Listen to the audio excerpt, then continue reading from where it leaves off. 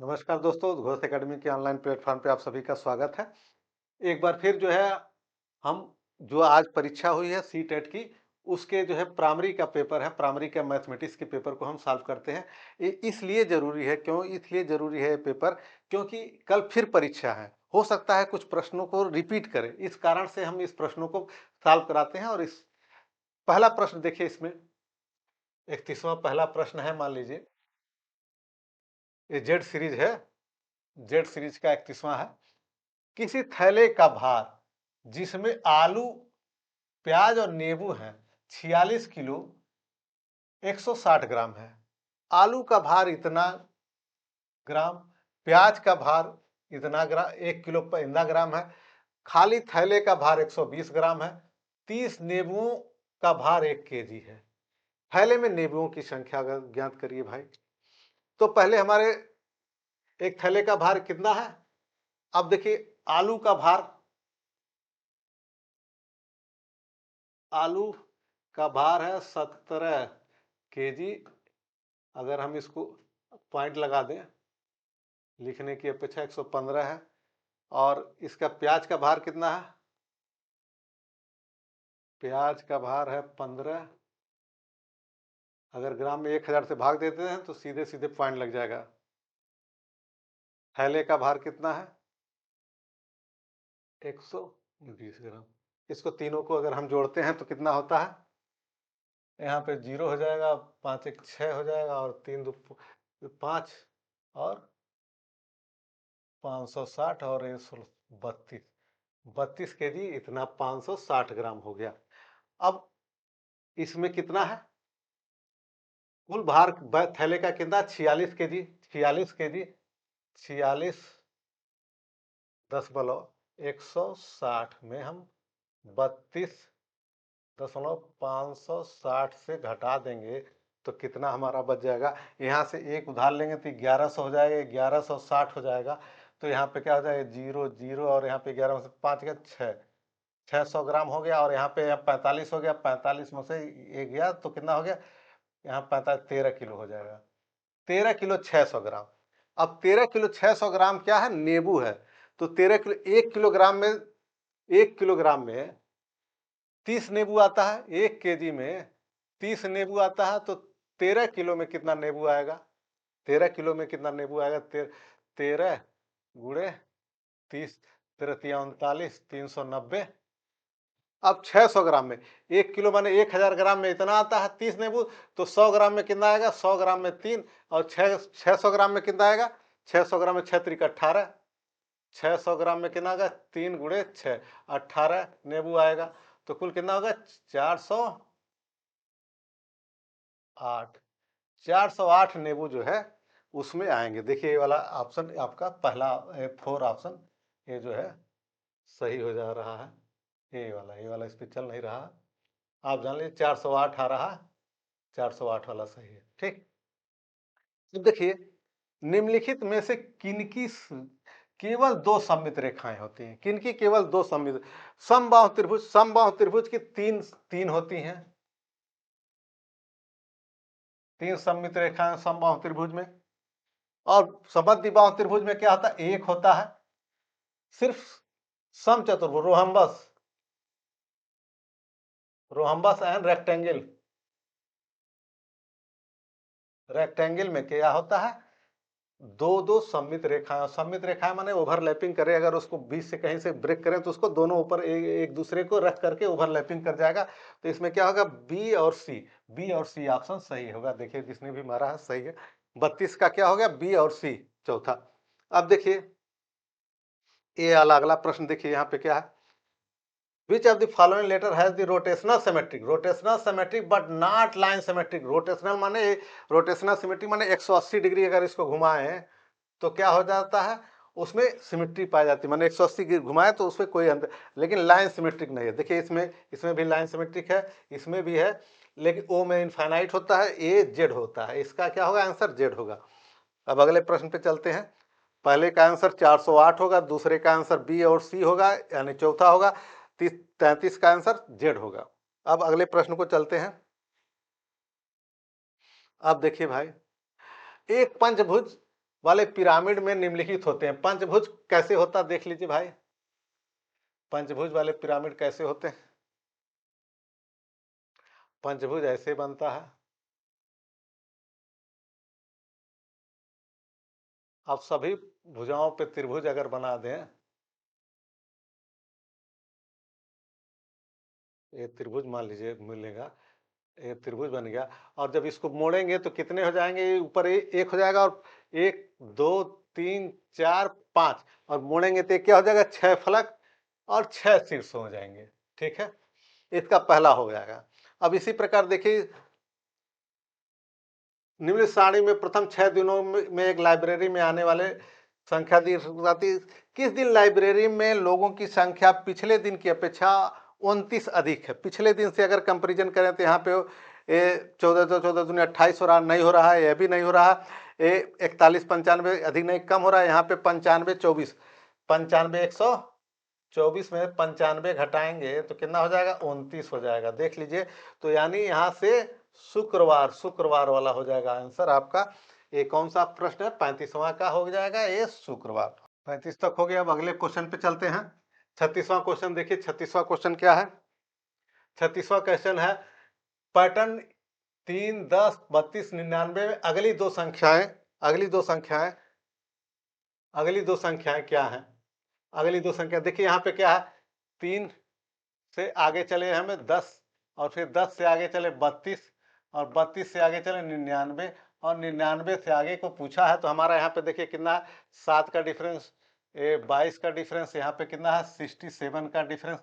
अब देखिए यहाँ पे क्या क्या पैटर्न बन रहा? 3 गुणे 2 प्लस 1 बराबर 3 दूनी 6 1 7 हो गया। इसी प्रकार 10 गुणे 2 प्लस 2 माने 22 हो गया, और 22 10 32 हो गया। और फिर यहाँ पे क्या? 32 गुणे 2 प्लस 3, 32 2 64 हो गया, और प्लस 3 बराबर 67 हो गया, और प्लस 32 इसमें जोड़ देंगे, कितना हो? 99। इसी प्रकार 99 गुणे 2 प्लस 4, तो कितना हो जाएगा? 99 बराबर कितना था? 2 गुणे 198 प्लस 4 बराबर हो गया आपका, ये हो गया आपका 202, और 99 इसमें जोड़ दिए तो क्या हो गया? 301। यानी अगली संख्या हमारी क्या हो गई? 301 हो गया। अब इसके बाद 301 हो गई। उसके बाद 301 गुणे 2, 4 जोड़ दिए हैं, प्लस यहाँ पे 5 जोड़ दिए, तो 602 प्लस 5 बराबर कितना हो गया? 700, अरे 607 हो गया, और प्लस इसमें 301 जोड़ेंगे तो कितना हो जाएगा? 8 हो जाएगा, 0 हो जाएगा, और 908 हो गया, और 908 हो गया। और हमारा 908 में ये संख्या हो गई 908, इसमें जोड़ेंगे 908 इसमें जोड़ेंगे तो कितना होगा? 301 में 908 से 9 हो गया, 0 1209। देख लीजिए यहाँ पे कहाँ है? 1209, ये वाला चौथा ऑप्शन सही है। अगले प्रश्न को चलते हैं, जरा सा देखते हैं। अगले प्रश्न को हल करते हैं, इसको मिटका देते हैं।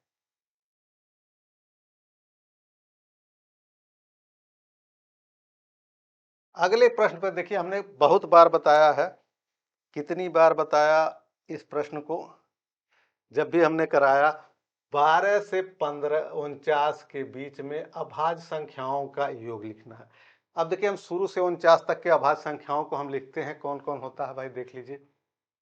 मान लीजिए यहाँ पे होता है, 2 से शुरू करते हैं, 3 और 5 7 9, ठीक है, और 11, इसको हमको छोड़ देना है। यहाँ पे क्या करना? 13 से आगे बढ़ना। 13 होता है, फिर 17 होता है, फिर 19 होता है, फिर 23 होता है। क्या होता है? फिर 23 होता है, फिर 29 होता है, फिर 29 के बाद क्या होता है? 31 होता है, फिर 31 के बाद 37 41, 37 प्लस 41 प्लस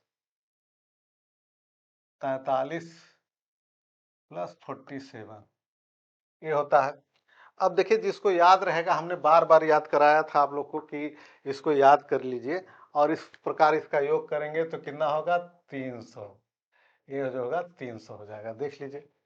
इस प्रकार अब 37 का आंसर होगा 300। अब इस प्रश्न को देखिए क्या करना है इसमें। अब देखिए यहाँ पे 101 गुणे 210 माइनस 1200 गुणे 102 बराबर 99 गुणे 104 माइनस जितना आएगा कितना आएगा, दोनों को बराबर करना है। तो देख लीजिए बराबर करने के लिए क्या करना है, इसका जो आंसर आएगा इसमें से घटा देंगे, ये वाला आ जाएगा बराबर आ जाएगा आपका, देख लीजिए। अब देखिए 101 को हम क्या लिख सकते हैं, 100 प्लस 1 गुणे 210 बराबर हमारा कितना हो जाएगा, यहाँ पे हमारा हो जाएगा 21000, 100 से गुणा करेंगे 00 और प्लस 210 जोड़ देंगे तो ये कितना हो जाएगा हमारा 01212 हो जाएगा, 21,210 हो जाएगा। इसी प्रकार अगर हमारा यहाँ पे कितना 120 इंटू 210 तो 100 प्लस 2 इंटू 120। अब 100 का 120 में गुणा करेंगे तो कितना हो जाएगा 120 और 2 जीरो हो जाएगा और 12 दूनी 24, 240 हो जाएगा। ये कितना 04221, ये कितना हो जाएगा 12,240। अब इस 12,240 हो गया, इन दोनों को क्या करना माइनस करना है, इन दोनों को क्या करना है माइनस करना है।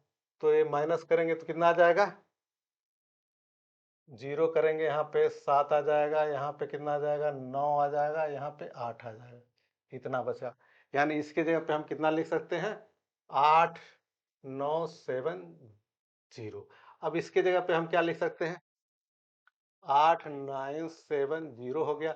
और इसका क्या 100 माइनस 100, 99 को 100 माइनस 1 गुणे 104 कर सकते हैं तो ये कितना हो जाएगा 104। तो यहाँ पे 104 2 जीरो माइनस 104 यानी यहाँ पे 6 हो जाएगा 90, यहाँ पे 296 और यहाँ पे इतना हो जाएगा 10,296, कितना हो जाएगा 10,296। अब 10,296 में से ये हो जाएगा 10,296, इधर जाएगा तो माइनस हो जाएगा 10,296 में से 10,296 में से 8,970 घटा देंगे तो कितना 6 आ गया 2 आ गया 26 आ गया, तो यही मार देंगे, आगे क्या करने की जरूरत है। इस तरह से 38 का 3 देख लीजिए कैसे करेंगे, इसको 100 करके गुणा कर देंगे और इसको 100 प्लस 2 कर देंगे 100, आसान हो जाएगा गुणा, थोड़ा टाइम कम लगेगा। यानी 100 माइनस 1 कर देंगे और उसके बाद इसको घटा देंगे इधर ले जाकर, जो आएगा वही आंसर हो जाएगा। अब देखिए इस क्वेश्चन को तो हमने बार बार बताया है। अब देखिए हाँ,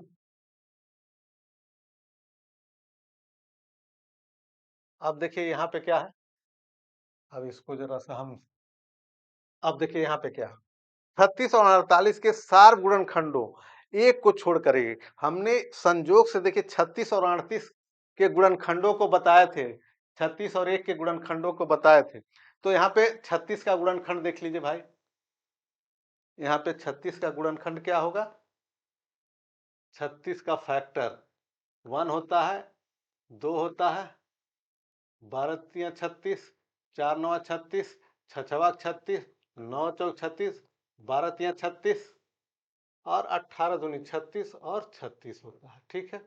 और क्या कह रहा है भाई 48 का एक तो सबका होता है, 2 होगा, 3 होगा, 4 होगा, 6 अठे 48, 6 होगा, 8 होगा, 12 चौक 48, 12 होगा, 16 16 32 48 और 24 दूनी 48 और अरे फिर 48 होगा। अब देखिए एक को छोड़ करके एक को हमको काट देना है, आपको बताने के लिए हमने बताया था। सार क्या पूछ रहा है, कॉमन फैक्टर कौन कौन से हैं भाई, कॉमन फैक्टर माने सार गुणनखंडों का योग करना है। देखिए 2 होगा, 3 होगा, 4 होगा, 6 होगा, 12 होगा, तो हमको किसका जोड़ना 2 3 4 प्लस 6 प्लस 12, इसको जोड़िए कितना होगा, 10 5 15, 15 12 27।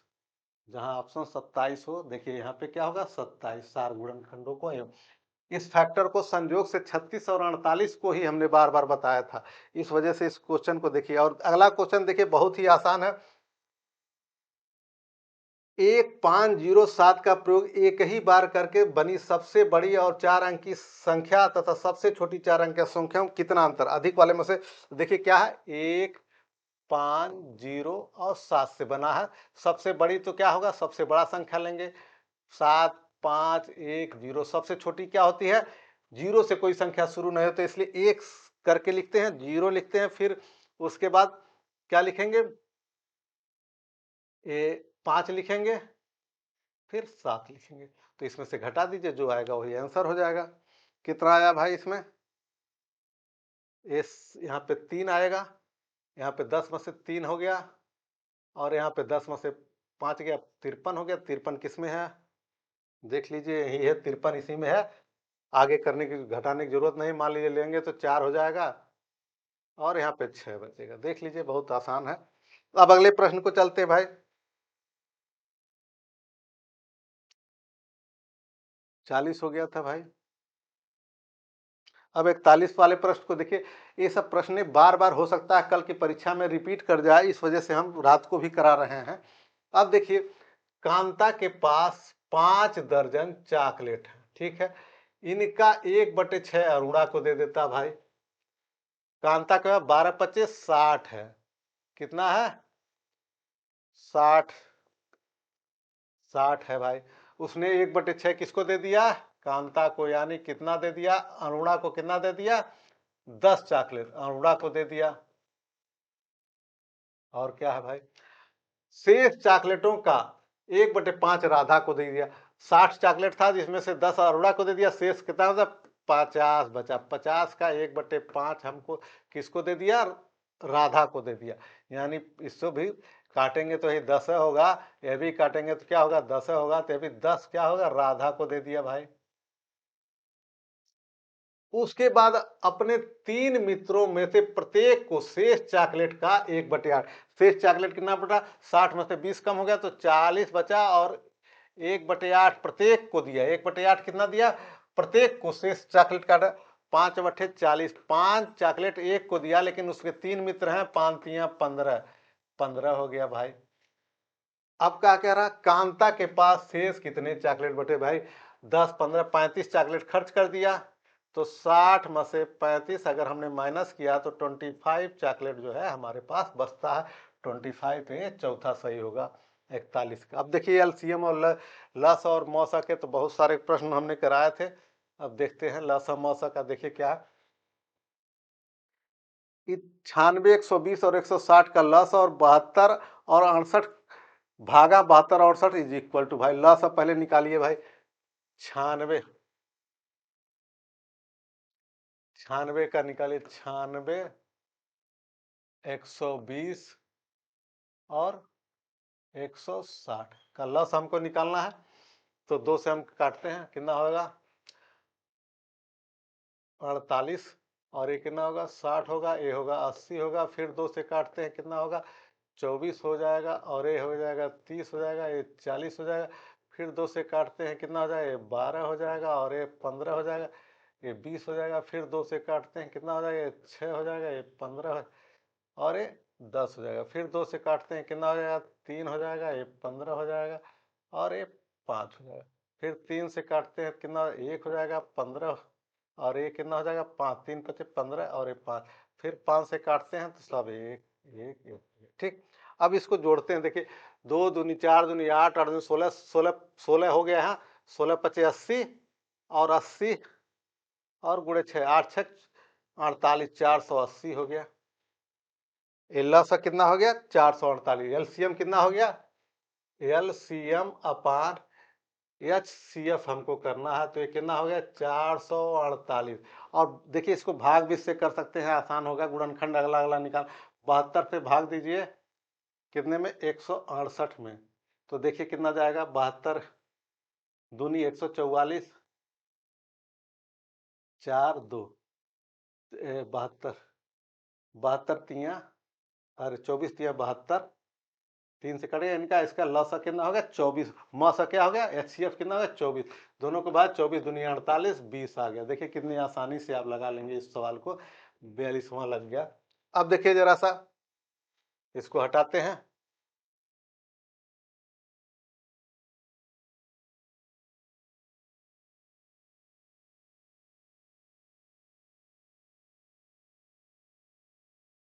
अब जरा सा देखते हैं इस सवाल को। 8 समोसों का मूल्य 156 रुपया है तथा 4 इडलियों का मूल्य इतना रुपया। सुनीता के पास केवल 200 रुपए के नोट हैं। उसने 3 समोसे और 3 इडलियां खाई, उसके पास अब कितने शेष बचे। 3 समोसा, पहले देखिए एक ही नियम का सवाल है ये। पहले एक समोसे का मूल्य निकालेंगे, फिर उसमें 3 का मल्टीप्लाई कर देंगे, फिर 4 इडली का मूल्य निकालेंगे, 4 में से एक इडली का मूल्य निकालेंगे, फिर उसमें 3 का मल्टीप्लाई कर देंगे और फिर उसको 200 में से घटा देंगे। देख लीजिए भाई, 156 है, 156 समोसे का दाम है कितने, 8 से। 8 से हम भाग देंगे तो कितना, 8 एकन्नम 8, एक बार जाएगा, और यहाँ पे कितना बचा, यहाँ पे 7 बता, 8 9 72, 9 हुआ और 40 हुआ, 8 25 40, 19 रुपया 19। अब लेकिन 19 3 से गुणा कर दीजिए, इसमें 3 से जब गुणा करेंगे तो कितना हो, 20 से सीधे गुणा कर दीजिए और 1.5 घटा दीजिए, 20 तिया 60, 60 में से 1.5 घटाएंगे तो कितना 58.5 आ गया। ठीक, इसी प्रकार इडलियों का मूल्य कितना है, 98 इडली है, 98 है, 96 नहीं 98 है, तो कितना हो गया, 4 से भाग देंगे तो इसके 4 दूनी 8 और 4 चौके 16, 4 पचे 20, 24 हो गया। अब दोनों को जोड़ लीजिए भाई, गुणे 3 भी करना भाई, तो 58.5 गुणे 3 कर देना है, तो हमारा 1.5 तिया 4.5, अगर हम घटा दें 60 से, 6 का 18, कितना घटा दें, यहाँ पे घटा देंगे तो कितना हो जाएगा हमारा, 19 तिया 58, 3 तो कर दिए इसमें, उसमें 3 हमने कर दिया, इसमें 24 तिया, 24 को 3 में हम मल्टीप्लाई करेंगे तो कितना हो जाएगा, 24 तिया 24, 24 तिया 72 होता, 72 और 1.5 कितना हो जाएगा, 73.5 और 58.5, दोनों को जोड़ देंगे तो कितना होगा, 0 हो जाएगा, 8 4 12 के 2 हो जाएगा और 7 5 13 हो जाएगा, 132 हो गया। अब 132 रुपए के उसने सामान ले लिया और उसके पास कितना है, 200 रुपए है। 200 में से 132 रुपए घटा दीजिए तो कितना हो जाएगा, 68 रुपए हो जाएगा। तो क्या है, 68 रुपए हो जाएगा। देख लीजिए, बहुत ही आसान है। 8 समोसों का मूल्य 156 रुपए है, तो एक समोसे का मूल्य निकाल लेंगे तो 19 रुपये 50 पैसा। अब उसका तीन गुना करेंगे तो 3 समोसे का निकालना, तो 3 गुना 58 हो गया, 58.5। और फिर 4 इडलियों का दाम 98 रुपया, तो एक इडली का दाम 24 रुपये, एक इडली के दाम 24 रुपया, 4 से अगर हम से भाग देंगे तो एक इडली का दाम 24 रुपये इतना, तो उसमें 24 तिया 72 होता है, 72 और 1.5 जोड़ देंगे 73 रुपया, तो दोनों को जोड़ देंगे 132 हो जाएगा। उसके पास 200 रुपए थे, 200 रुपए में से 132 घटा देंगे, वही हो जाएगा। अब देखिए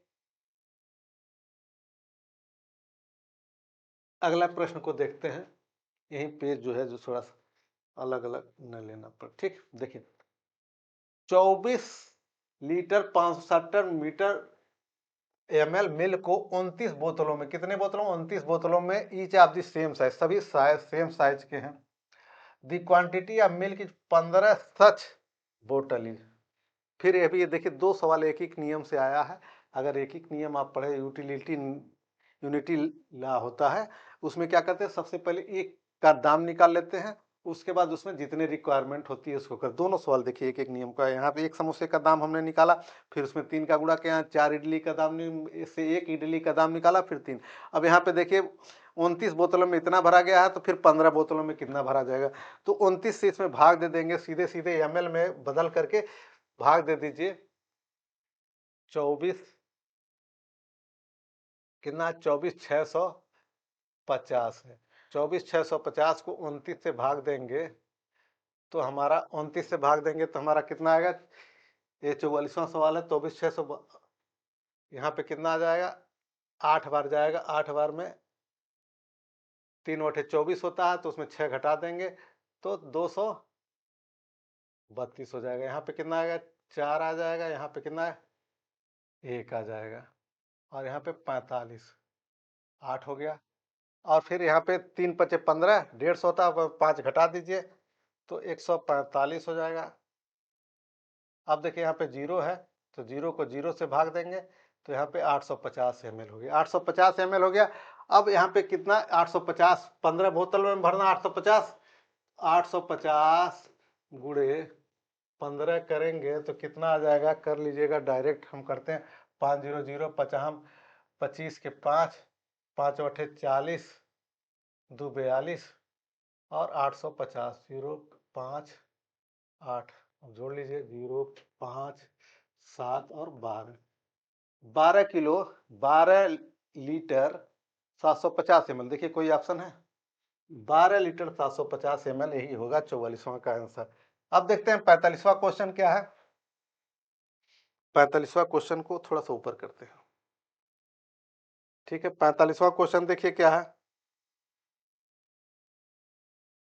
एक घनाकार बक्से की आंतरिक लंबाई, चौड़ाई, ऊंचाई क्रमशः 12, 10 इतना। एक घनाकार बक्से की आंतरिक भुजा 9 सेंटीमीटर है। अब इन 1 सेंटीमीटर भुजा वाले घनाकार पासों को दोनों बक्सों में पैक करने की कोशिश करता है। बचे हुए पासे इन बक्सों में नहीं पैक होते उसकी संख्या लिखाइए। देखिए जितना किसी चीज का कोई कमरा है तो उसमें उस कमरे के वॉल्यूम जितना होगा, उतना ही हम उसकी वस्तुओं का वॉल्यूम जितना होगा उस बराबर होगा, तभी हम उसमें अटेगा। अगर उससे अधिक होगा तो नहीं अटेगा। देखिए यहाँ पे तो वॉल्यूम ऑफ क्यूबाइड क्या होता है,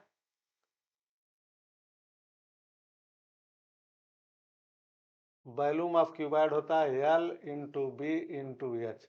तो L बराबर 12 गुणे 10 गुणे 8, 12 बट्ठे 96 और 0 बटे 12 बट्ठे 96, 660 हो गया। अब देखिए और वॉल्यूम ऑफ क्यूब क्या होता है, भुजा का क्यूब। भुजा का क्या कितना है तो 9 है, तो 9 का क्यूब बराबर 9 गुणे 9 गुणे 9, 9 81, 81 729 होता है 9 का क्यूब, याद रखिए आप लोग।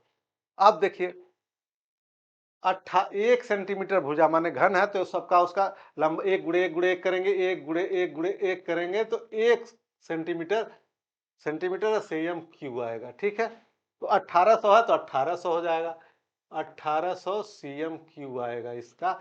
और इसका भी सीएम है तो इन दोनों को अगर हम जोड़ देंगे तो कितना होगा, 960 और 729। यहाँ पे 9 हो जाएगा, यहाँ पे कितना हो जाएगा, 8 हो जाएगा, यहाँ पे 1698। 1698 इसका इसमें इसका वैल्यूम हुआ और घन का वैल्यूम, और ये 1800 पासों का, 1800 क्यों पासों का था। 1800 में से अगर हम एक एक का है तो इसमें 1689 घटा देंगे तो कितना, 111, 111 आएगा आपका आंसर। कहाँ है 111 भाई, है तो इसका दूसरा वाला ऑप्शन सही होगा। जरा सा ध्यान से देख लीजिएगा, कुछ नहीं करना है। किसी का जितना वैल्यूम रहता है अगर दूसरे वस्तु का वैल्यूम सेम रहेगा तभी उसमें पूरी तरह से अट जाएंगे। लेकिन अगर कुछ अधिक रहता है वैल्यूम तो देखिए क्यूब का 1800, एक एक घन का 1800 घनाकार है तो उसका वैल्यूम जो हो गया 1800 हो गया। तो इन दोनों को जोड़ करके उसमें से माइनस कर दिया, वही आंसर हो जाएगा। अगला प्रश्न देखिए जरा सा, अगला प्रश्न क्या है भाई,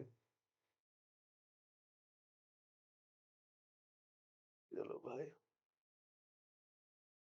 अब देखिए अगला प्रश्न है, निम्नलिखित में से कौन सा गणितीय शिक्षण में स्थानीय सांस्कृतिक ज्ञान के समावेश का सबसे उपयुक्त उदाहरण है। विभिन्न व्यवसायों और समुदाय के लोगों द्वारा उपयोग किए जाने वाली गणना की विभिन्न प्रणालियों के उदाहरणों को सम्मिलित करना। विभिन्न संस्कृतियों के चित्रों के साथ रंगीन गणित की पाठ्य पुस्तकें, ये नहीं होगा। पाठ्यपुस्तकों में केवल परंपरागत प्रणाली के लिए किए जाने वाले अभिकलन की सम्मिलित करना, ये भी नहीं होगा। विभिन्न संस्कृतियों के शिक्षार्थियों के लिए उपचारात्मक से, ये भी नहीं होगा। ये पहला वाला ऑप्शन सही होगा इसका। अब देखिए राष्ट्रीय शिक्षा नीति। राष्ट्रीय शिक्षा नीति क्या होता है? राष्ट्रीय शिक्षा नीति 2020 में मुख्य मार्गदर्शक सिद्धांतों में सभी विद्यार्थियों को तक मूलभूत साक्षरता एवं संख्या ज्ञान प्राप्त करने को प्राथमिकता है, जिसको निपुण कहा जाता है। निपुण बच्चे कहाँ तक होते हैं? कक्षा 2 तक होते हैं। कक्षा 2, कक्षा 2 तक के बच्चों को कहाँ है? 2। ये कक्षा 2 हो गया, ये 4 हो गया इसका आंसर। ठीक है।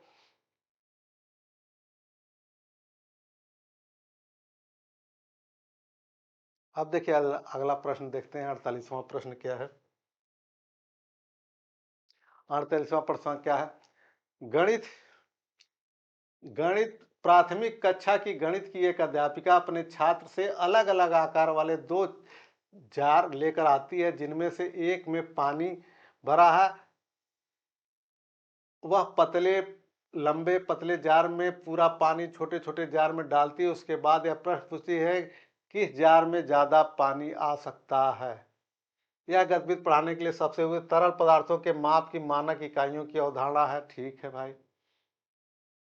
2 अलग अलग आकार वाले जार के क्षेत्रफल की परिकल्पना। क्षेत्रफल से मतलब नहीं, वॉल्यूम से मतलब होता है सीधे सीधे।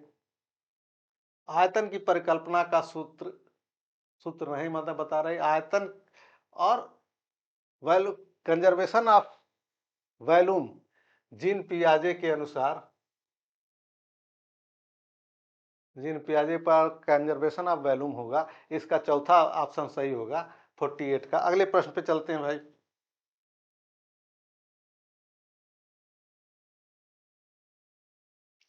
देखिए 49 देखिए, एक शिक्षक ने सामपट पर 308 लिखकर बच्चों को संख्या जोर से पढ़ने के लिए कहा। एक बच्चे ने यह 38 है। एक बच्चे ने कहा कि 38 है। निम्नलिखित में से कौन सी बच्चों द्वारा की गई त्रुटि को सुधारने की सबसे उपयुक्त कार्य नीति है? बच्चे से कहें कि 99 से शुरू करके 308 तक की गिनती लगातार बोले, ऐसा नहीं होगा। किसी दूसरे बच्चे को संख्या जोड़ से पढ़ने के लिए कहें, यह भी गलत है। शिक्षक एक बार संख्या पढ़े और बच्चों से दोहराने के लिए, भी गलत है। नहीं, बच्चे को एक संख्या के में अंकों के स्थान को समझने के लिए कुछ व्यवहारिक उदाहरण पढ़े, संख्या ज्ञान होना चाहिए। ठीक। अब देखिए जरा सा अगले प्रश्न को चलते हैं, जरा सा ऊपर चलते हैं थोड़ा सा। 50वां प्रश्न है,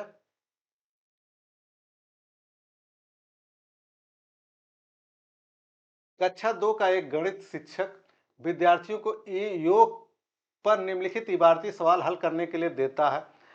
इबारती सवाल हल करने, एक बैग में 4 आम है तथा उसमें 6 आम और डाल दिए जाते हैं, तो बैग में कुल कितना आम होंगे? इस प्रकार का इबारती सवाल निम्नलिखित में से योग की किस संरचना को करता है? पृथक्करण नहीं, अलग नहीं कर रहा है, संवर्धन नहीं कर रहा है। पुनरावृत्त योग कब होता है? जब 4 था और 4 और डालने के लिए कहता, तो क्या होता? पुनरावृत्त होता। ये होगा समुच्चयन, एग्रीगेशन। ठीक है, समुच्चयन होगा। 4 डाला फिर 6 डाला, इन दोनों को जोड़ समुच्चय जोड़िए। और पृथक पुनरावृत्त योग क्या था? एक ही चीज को बार बार रिपीटेशन होता है। ठीक है। अब 51वां क्वेश्चन देखिए भाई, निम्नलिखित में से कौन सी संख्या पूर्व अवधारणा, माने संख्या ज्ञान करने से पहले जो अवधारणा बच्चों को बताई जाती है, स्तर पर गणित अवधारणा को समझ के निर्माण के लिए प्रासंगिक है?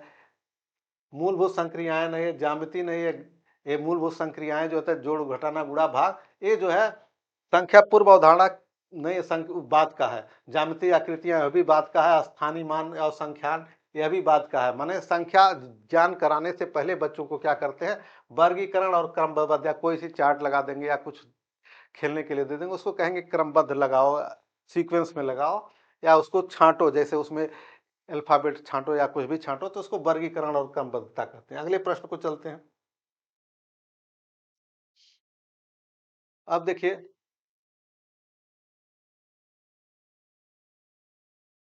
यहाँ पे 53वां 52 क्वेश्चन, निम्नलिखित में से कौन सा प्राथमिक कक्षा प्राथमिक विद्यालय की गणित कक्षा का सबसे उपयुक्त वांछनीय है? सबसे उपयुक्त वांछनीय है 52 है। कम वांछनीय है, वांछनीय नहीं, कम वांछनीय है। देखिए इसका मतलब नहीं होता, कम वांछनीय मतलब इसमें जो नहीं है। कक्षा में समस्या समाधान पर खुली चर्चा को समाहित ये हमेशा होता है। कक्षा में अंतर्देशीय उदाहरणों को प्रोत्साहित किया जाता है। गणितीय विचारों को सम्मिलित करते हुए वास्तविक जीवन की परिस्थितियों से जोड़ना यह भी होता है। सबसे कम वांछनीय कौन है? जो सबसे कम प्रयोग कार्य पुस्तिका में कलन विधि आधारित प्रश्नों को हल करना, ये इसका चौथा हो जाएगा 52वां का। अब 53 देखिए, 53 प्रश्न को देखते हैं हम।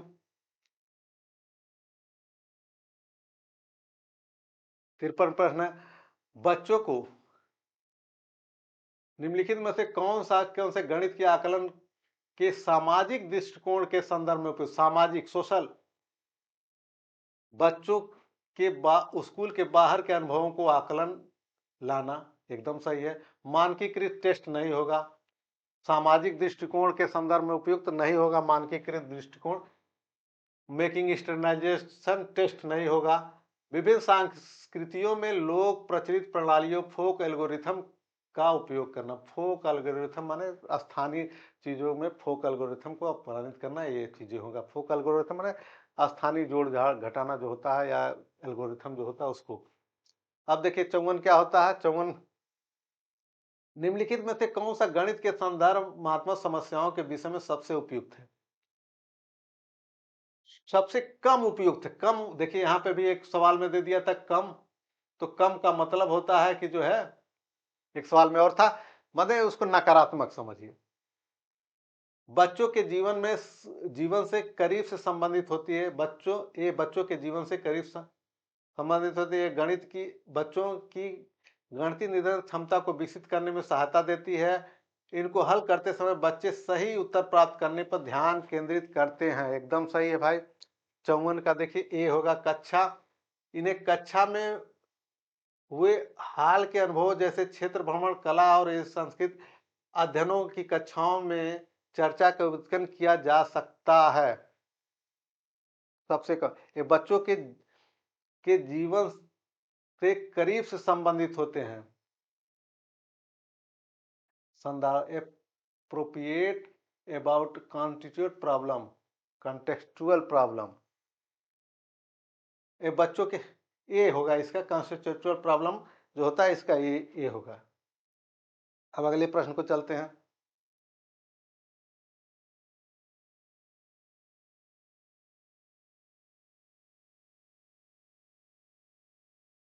नीचे दिए गए अभिकथनों ए और बी कारण, अभिकथन ए और कारण बी निम्नलिखित आंकड़ों को निरूपित और विश्लेषण का परिचय प्राथमिक स्तर पर दिया जाना और उनको उच्च प्राथमिक स्तर पर सशक्त करना महत्वपूर्ण है, एकदम सही है भाई। 55,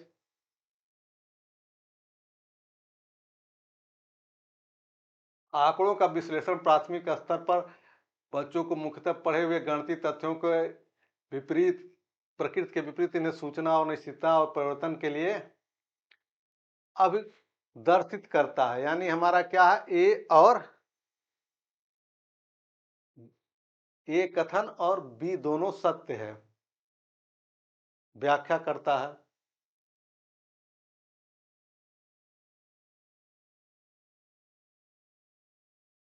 हाँ एकदम, ए सत्य है और ए का सत्य देखिए व्याख्या करता है, मैंने लिखा रहता है अब तक। ए सत्य है और ए का सही कारण भी है, ठीक है एकदम। अब देखिए अगला प्रश्न को थोड़ा सा घुमा दिया, जो परिचित प्रणाली रही है उसमें। अब देखिए इसमें क्या है, एनसीईआरटी की सिफारिशों के अनुसार कक्षा 3 के विद्यार्थियों को निम्नलिखित में से कौन सा अधिगम प्रतिफल अपेक्षित नहीं है? क्या है भाई? एक डिब्बे में 12 गेंद है, तो इसमें 5 डिब्बों में कितनी गेंद होती है? एकदम बच्चे करते हैं, 3 तक के बच्चे। 15 में 4 का गुणा करके बराबर इसमें इस तरह से करते हैं, एकदम होता है 4 में होता है, यह भी क्रमबद्ध करते हैं। लेकिन भिन्न का भाग बच्चों में नहीं होता है। 3 तक के बच्चों के लिए भिन्न का भाग एनसीईआरटी के अनुसार नहीं पढ़ाया जाता है, यानी इसका होगा तीसरा। अगले प्रश्न पे चलते हैं, क्या है भाई?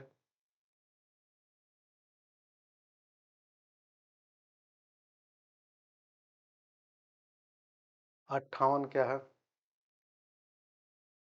57 के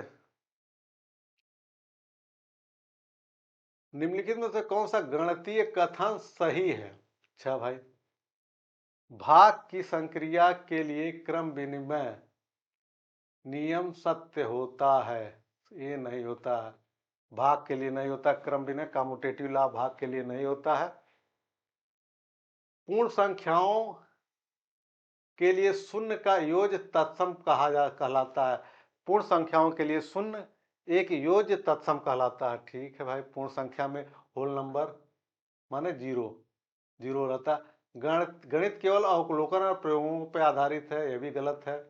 पूर्ण संख्याओं के लिए शून्य एक गुणात्मक तत्सम है, नहीं ये नहीं सही है। पूर्ण संख्याओं के लिए शून्य योज्य तत्सम है। एडेटिव आइडेंटिटी इसको कहते हैं, पूर्ण संख्या होल नंबर।